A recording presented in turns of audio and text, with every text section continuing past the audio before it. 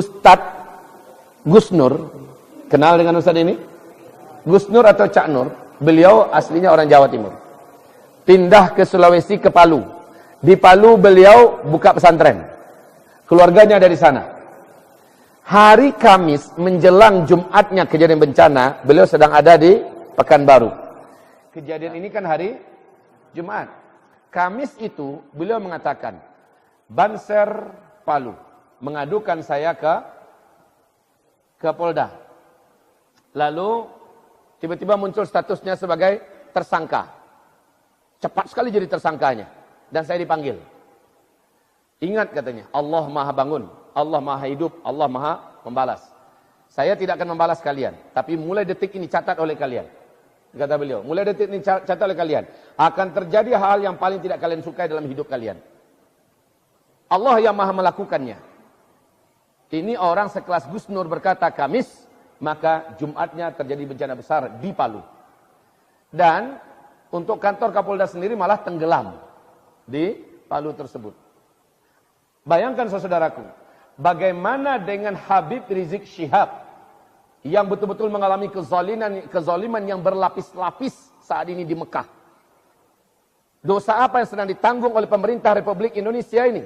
Demi Allah, seandainya beliau tidak dikembalikan dengan aman, dengan nyaman, saya memastikan dengan nama Allah Subhanahu wa taala, itu keturunan kandung Rasulullah, ulama, pejuang dan imam umat Islam di Indonesia. Maka yang terjadi adalah lebih buruk daripada kita bayangkan. Dengar dan simak kata-kata saya ini. Pulangkan beliau dengan selamat, minta ampunlah kepada Allah Subhanahu wa taala dan rangkul para ulama. Jangan lagi jadikan ulama sebagai target. Insyaallah Allah akan kembalikan tenang Indonesia ini dengan izin Allah Subhanahu wa taala. Tapi jika kebalikan yang dilakukan, Musa berhadapan dengan Firaun, Firaun Allah tenggelamkan. Nabi Ibrahim berhadapan dengan Namrus, Namrus Allah habisi. Ya, coba baca dalam sejarah. Rata-rata para nabi, para rasul yang ahli warisnya sekarang adalah ulama.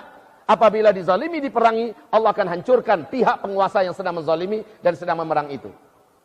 Moga-moga ceramah saya ini sampai ke telinga para pemimpin-pemimpin kita di atas ini. Dan semoga media ini bisa menjadi penyambung berita. Dan ingat, konsep keyakinan para sahabat seluruhnya bulat, sama. Siapapun sahabatnya bercerita sama. Bila gempa terjadi pada satu negeri, itu adalah azab dari Allah Subhanahu wa ta'ala. Karena penduduk negeri itu sudah melakukan dosa yang hanya Allah yang Maha tahu sejenis apa dan seberat apa dosanya. Tapi dalam sejarah, dosa-dosa yang paling Allah benci termasuk dosa fahisyah. Nah, Rasulullah menjamin, memastikan apabila di suatu negeri fahisyah sudah merajalela, maka Allah pasti gempakan negeri itu. Fahisyah ini apa Ustaz? Yang berkaitan dengan seks, yang berkaitan dengan zina, yang berkaitan dengan perbuatan-perbuatan lucah. Dan Palu termasuk di antara yang paling banyak LGBT-nya. Jangan salah-salah saudaraku, ini perlu kami beritahu semua. Karena Padang juga termasuk yang banyak. Nomor 1 Sumatera Barat yang paling banyak LGBT-nya adalah Padang. Kalau pemerintah kota Padang tidak serius menghentikan, karena hanya pemerintah yang mampu menghentikan. Ulama hanya pandai bercuap-cuap, menyampaikan dan menasihati. Hanya pemerintah yang sanggup menghentikan. Jika tidak dihentikan, pasti Padang akan mengalami yang lebih parah daripada Palu. Dengar ini baik-baik. Sampaikan ini kepada wali kota Padang sama gubernur Sumatera Barat. Bukit Tinggi juga termasuk LGBT-nya tidak kalah sengitnya. Payakumbuh dan Solok. Saudara-saudaraku, apabila para pemerintah di suatu daerah tidak serius dengan para alim ulamanya, tokoh-tokoh masyarakatnya, rasakan bencana akan Allah datangkan dan lebih berat, lebih besar daripada yang sudah-sudah. Ini tahun akhir zaman. Bila kita tidak bergerak serentak dan bersama, selesai sudah, tamat kita.